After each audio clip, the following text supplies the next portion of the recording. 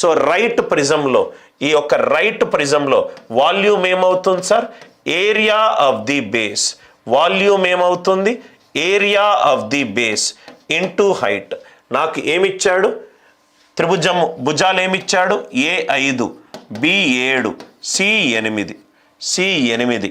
కాబట్టి ఏరియా ఎంత అవుతుంది? ఏరియా 5, 7, 8. ఇది లంబకోణ త్రిభుజం కాదు సార్. సో కాబట్టి జనరిక్ ఫార్ములానే యూజ్ చేద్దాం. 2s is equivalent to 15 + 5 20. 2s is 20. S value ఎంత? 10. ఏరియా ఏమవుతుంది? S into S minus A into S minus B into S minus C. So ఇది 5 ఇంటూ 2, ఇది 25 into 2. 25 into 2, 25 into 2, 2 2s are 4, 4 3s are 12. So ఇదేమో నాకు 5√2 వచ్చింది. 2s ఏమైంది? A + B + C. So 2s ఏమో 20, S value 10. Area ఏమైంది? S into S minus A, S minus B, S minus C.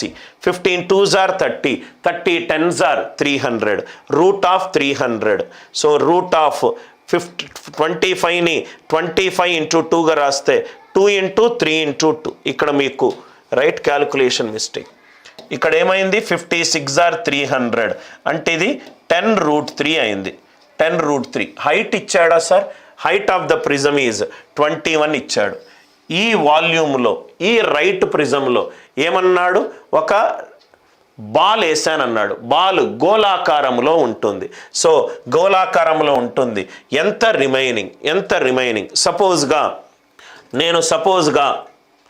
ఈ ఫిగర్లో నేను ఈ పెన్ వేసాను అనుకోండి. మిగిలిన పోర్షన్ ఏంటి? టోటల్ వాల్యూమ్ నుంచి ఈ పెన్ను వాల్యూమ్. అంటే టోటల్ నుంచి ఈ వాల్యూమ్ తీసేస్తే మనకు ఈజీగా ఆన్సర్ వస్తుంది.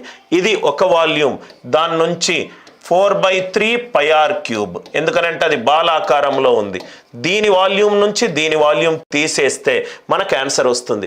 కొంచెం క్యాల్కులేషన్ కంబర్సమ్ క్వశ్చన్. ఇక్కడ మీరు చూసినట్టు అయితే ఇక్కడ నాకు పై లేదు, ఇక్కడ పై ఉంది. సో కాబట్టి ఇటువంటి క్వశ్చన్స్ని ఐదర్ రౌండ్ 2లోనైనా చేయండి, రౌండ్ 3లోనైనా చేయండి. Round 2 or round 3. నవ్వు ఇక్కడ చూడండి సార్. ఫస్ట్ చుట్టుకొలత ఎలా క్యాలిక్యులేట్ చేస్తాం సార్? చుట్టుకొలత అంటే ఏంటంటే ఒక పాయింట్ ఇప్పుడు ఇలా ఉందనుకోండి సార్, ఫిగర్ ఇలా ఉందనుకోండి, బట్టి పట్టకండి సార్. ABCD EFGHA, ఇది 2, ఇది 5, ఇది 6, ఇది 7, ఇది 4, ఇది 3, ఇది 8. నాకు ఈ ఫిగర్ యొక్క చుట్టుకొలత కావాలి. చుట్టుకొలత అంటే ఏంటంటే ఒక శీర్షం దగ్గర స్టార్ట్ అవ్వండి. అన్ని భుజాలను శీర్షాలను తాకుతూ మళ్ళీ ఆ శీర్షం దగ్గరికే రండి. దీన్ని మనము చుట్టుకొలత అని అంటాం. అంటే ఫస్ట్ 2, దాని తర్వాత 5, దాని తర్వాత 6, దాని తర్వాత 7, దాని తర్వాత 4, దాని తర్వాత 3, దాని తర్వాత 8. దీనిని ఏమంటాం మనము? చుట్టుకొలత అని అంటాం. చుట్టుకొలత అంటే ఏంటంటే ఒక శీర్షం దగ్గర స్టార్ట్ అవ్వండి. అన్ని భుజాలను శీర్షాలను తాకుతూ మళ్ళీ మనము శీర్షం దగ్గరికే రావాలి. అన్నిటినీ తాకుతూ మళ్ళీ మనము అదే శీర్షం దగ్గరికి రావాలి. ఇక్కడ క్వశ్చన్ ఏమన్నాడు? 10-sided ఫిగర్ అన్నాడు. అంటే 10 భుజాలు ఉన్నాయి. రైట్. ఒక్కొక్క భుజము ఆడ్ సైడ్స్ మొత్తము 10 భుజాలు ఉన్నాయి. సపోజ్గా 4 భుజాలు ఉన్నాయి అనుకోండి. ఇది 1, ఇది 2, ఇది 3, ఇది 4. 1 2 3 4. దీని యొక్క చుట్టుకొలత ఏమవుతుంది? 1 + 2 + 3 + 4 అవుతుంది. 1 + 2 + 3 + 4 అవుతుంది. సో నాకు add side 1, side 2, side 3, side 4, side 5, side 6, side 7, side 8, side 9, side 10. మొత్తం నాకు 10 భుజాలు ఉన్నాయి. ఒక ఫిగర్లో డయాగ్రామ్ రాయాల్సిన అవసరం లేదు. 10 భుజాలు ఉన్నాయి. దాంట్లో ఏమన్నాడు? ఏదైతే భుజం ఆడ్ వాల్యూ తోటి ఉందో అక్కడ అన్ని ఆడ్ వాల్యూలు రామన్నాడు. 1 3 5, నెక్స్ట్ ఏమో ఇది 7, నెక్స్ట్ ఏమో ఇది 9. ఈవెన్ ఏదైతే ఉందో అక్కడ ఈవెన్ వాల్యూలు రాయమన్నాడు. 2 4 6 8 10. మనకు చుట్టుకొలత అంటే ఏంటి సార్? ఒక పాయింట్ దగ్గర స్టార్ట్ అవుతాం, అన్ని భుజాలను తాకుకుంటూ, అన్ని శీర్షాలను తాకుకుంటూ మళ్ళీ అక్కడికే వస్తాం. అంటే ఆన్సర్ ఏమవుతుంది? 1 + 2 + 3 + 4 + 5 + 6 + 8 + 9 + 10. 1 + 10 ఎంత? 11. 2 + 9 ఎంత? 11. 3 + 8 ఎంత? 11. 4 + 7 ఎంత? 11. 5 + 6 ఎంత? 11. సో 11 ఎన్నిసార్లు వచ్చింది? 5 సార్లు వచ్చింది. కాబట్టి ఆన్సర్ ఎంత? 55 యూనిట్లు. కాబట్టి ఆన్సర్ ఎంత? 55 యూనిట్లు. చుట్టుకొలత కనుక్కోవడము అని అంటే ఒక శీర్షం దగ్గర స్టార్ట్ అవ్వడము, అన్ని భుజాలను తాకుతూ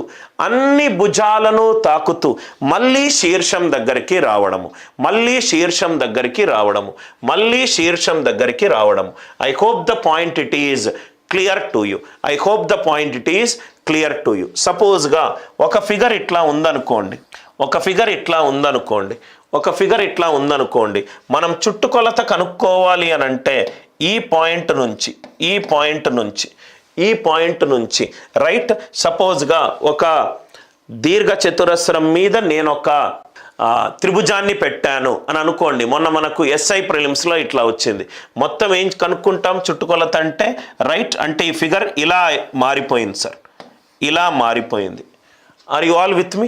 నేను ఇక్కడ స్టార్ట్ చేస్తున్నాను, ఇది మళ్ళీ స్టార్టింగ్ భుజం వరకు వచ్చాను. అందరికీ అర్థమైంది కదా సార్? ఇది చుట్టుకొలత డెఫినేషన్ అర్థమవుతే ఈ క్వశ్చన్కి చాలా ఈజీగా మీరు ఆన్సర్ చేయొచ్చు. ఇక్కడ ఏమన్నాడు? ABCD అనేది ఒక ప్యారలెల్లోగ్రామ్, రైట్. సమాంతర చతుర్భుజంలో ప్రాపర్టీలు ఏంటి సార్? ఆపోజిట్ యాంగిల్స్ ఈక్వల్గా ఉంటాయి, రైట్. నేను అన్నీ ప్రూవ్ చేశాను సార్ క్లాసులో. అడ్జసెంట్ యాంగిల్స్ 180 - θ ఉంటుంది, 180 - θ ఆకారంలో ఉంటుంది, 180 - θ ఆకారంలో ఉంటుంది. నేను మీకు ఒక ఇంపార్టెంట్ ప్రాపర్టీ చెప్పాను సార్. సమాంతర చతుర్భుజములో ఇది కనుక x గనక అవుతే ఇది y, ఇది x అవుతే ఇది కూడా x, ఇది y అవుతే ఇది కూడా y. అంటే యాంగిల్ వరుసగా ఏ ఆర్డర్లో ఉంటాయి సార్? XY ఆర్డర్లో ఉంటుంది. ఇది ABCD కనుక అవుతే XY ఆర్డర్లో ఉంటుంది. సమాంతర చతుర్భుజము కోణాలు గనక క్వశ్చన్లో అడిగినప్పుడు ఆన్సర్ ఆప్షన్ ఏ ఫార్మాట్లో ఉండాలి? X, Y ఫార్మాట్లో ఉండాలి. ఏ ఫార్మాట్లో ఉండాలి? ఆర్డర్లో రాయాలి అని అంటే X, Y ఫార్మాట్లో ఉండాలి. ఏ ఆప్షన్ నాకు X, Y ఫార్మాట్లో ఉంది. X, Y, నాకు X,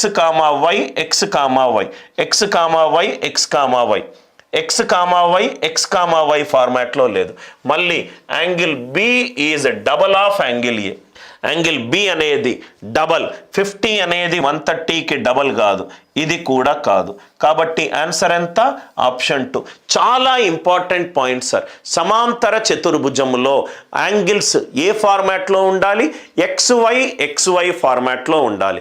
XY ఫార్మాట్లో ఉండాలి. మళ్ళీ ఏదైనా ప్రాపర్టీ ఇచ్చినట్టు అయితే ఆ ప్రాపర్టీ ఒకటి సాటిస్ఫై చేయాలి. ఏమిచ్చాడు?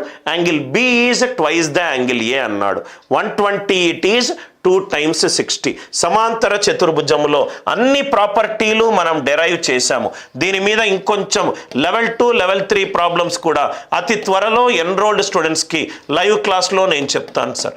D1² + D2² is equivalent to 2 × A² + B². ఇది ఒకసారి స్టార్ మార్క్ పెట్టుకోండి. D1, D2 అనేటి కర్ణాలు. సమాంతర చతుర్భుజంలో కర్ణాలు గనక D1, D2 గనక అవుతే రైట్, ఏబీలు కనుక భుజం కనుక అవుతే D1² + D2² is equivalent to 2 × A² + B². ఇది గుర్తుపెట్టుకోండి సార్.